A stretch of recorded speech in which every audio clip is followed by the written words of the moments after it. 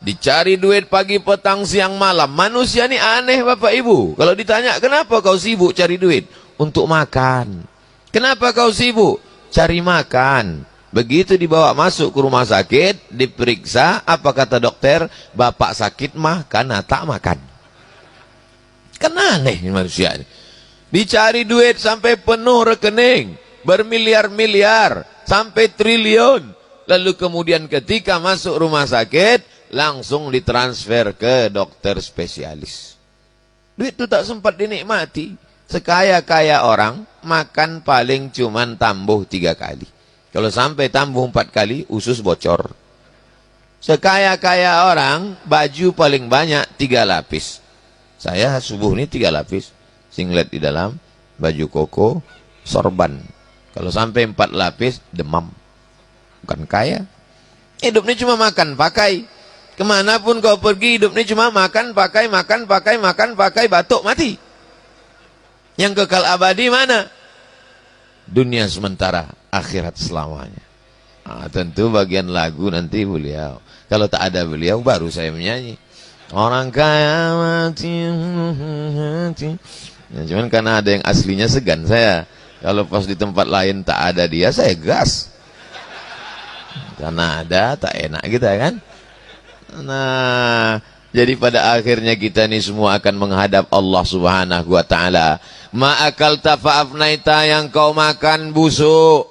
Wa malabista fa'ablaita, yang kau pakai lapuk. Wa matasaddaqta fa'amdaita, yang kau wakafkan itulah untuk hari esok. Kita ini mati, tanah untuk kita bukan luas betul. 2 meter kali 1 meter. Dalamnya 1, kita genapkan aja lah 2 meter biar dalam. 1/2 meter, 2 meter, 2 meter ke dalam. Itulah cuma. Menangislah istri, anak, menantu melepas. Ayah, atuh, abang, kenapa lelakiku mati, kenapa tak laki si anu?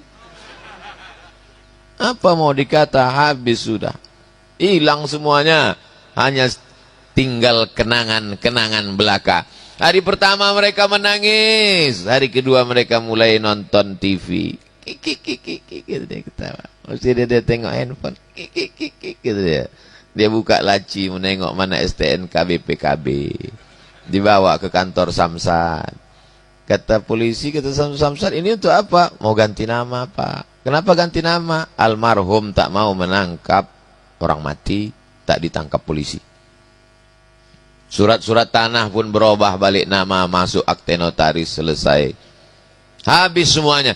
Mana nama yang kekal abadi? Itulah nama yang ada di prasasti yang tanda tangan tadi. Abdul Somad. Mana dia sekarang? Almarhum. Jamaah yang dimuliakan Allah Subhanahu wa ta'ala. Orang yang cerdas nilai mewakafkan tanah nih. Mau dibeli tak dia kasih? Tidak. Kenapa?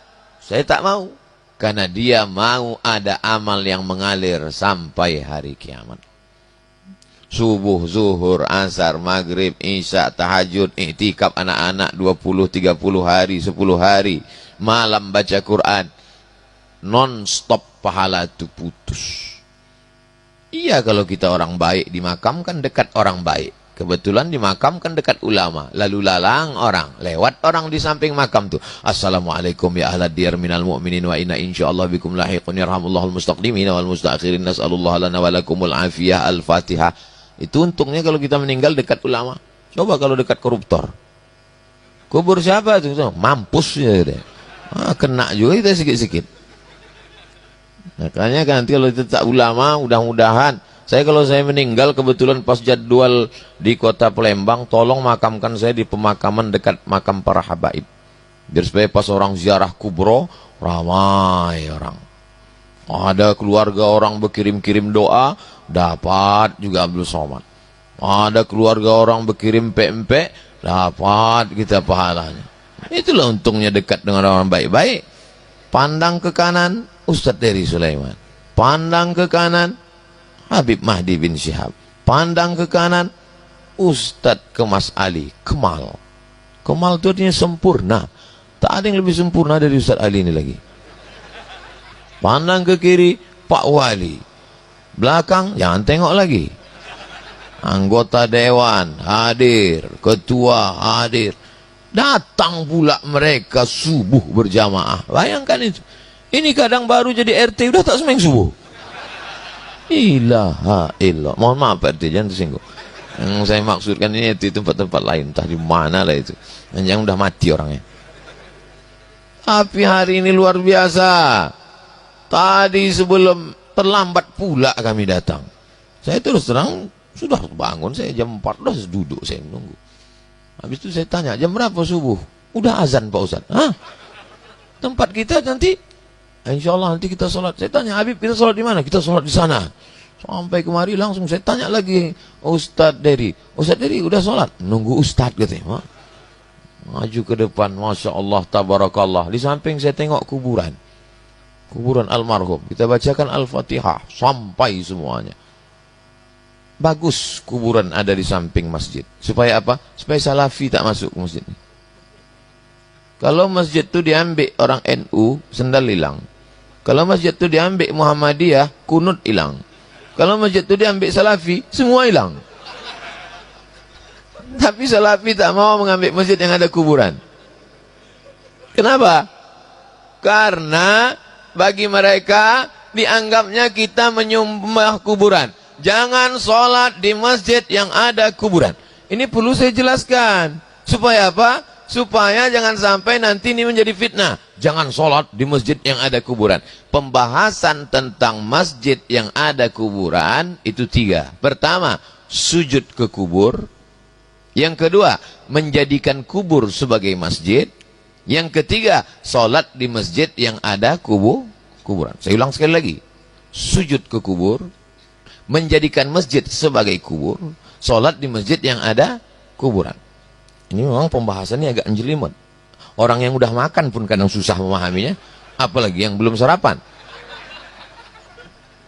Pertama, sujud ke kubur. Sujud ke kubur, kalau menyembah kubur bisa haram. Dan sampai hari ini tak ada orang Islam yang sujud ke kubur. Yang kedua, menjadikan kubur sebagai masjid. Nah, itu yang dilarang Nabi. La'anallahul yahud wan nasara. Allah melaknat Yahudi dan Nasara. Kenapa? Ittakhadhu qubura anbiya'ihim masajid. Karena mereka menjadikan kuburan sebagai masjid. Meninggal Abdul Somad, dikuburkan. Setahun, 2 tahun, 5 tahun, 10 tahun, lalu kuburan itu diratakan, dibangun masjid di atas kuburan itu. Nama masjidnya Masjid As-Somad. Tak boleh. Kenapa? Karena ittakhadha yattakhidhu ittikhadan, menjadikan kubur sebagai masjid. Adapun sholat di masjid yang ada kuburan kan samping kanan, samping kiri, bagian depan, maka memang begitulah rata-rata masjid-masjid di kerajaan-kerajaan Melayu. Pergi kita ke Medan Sumatera Utara, Masjid Kerajaan Melayu Delhi, di samping masjid itu ada kuburan. Begitulah di Mesir rata-rata. Kenapa? Karena orang minta dimakamkan dekat masjid supaya dapat doa mengalir sehari semalam paling tidak 5 kali. Membaca Fatihah orang, Allahumma firlahu warhamhu. Itu maknanya. Jadi jangan nanti, ini perlu saya jelaskan. Supaya apa? Supaya jangan ada dusta di antara kita. Mana tahu hari berganti musim berubah muncul fitnah. Jangan sholat di Masjid Al-Anwar. Itu ada kubur di sana. Itu ada syubhat. Oh, pembahasan masalah ini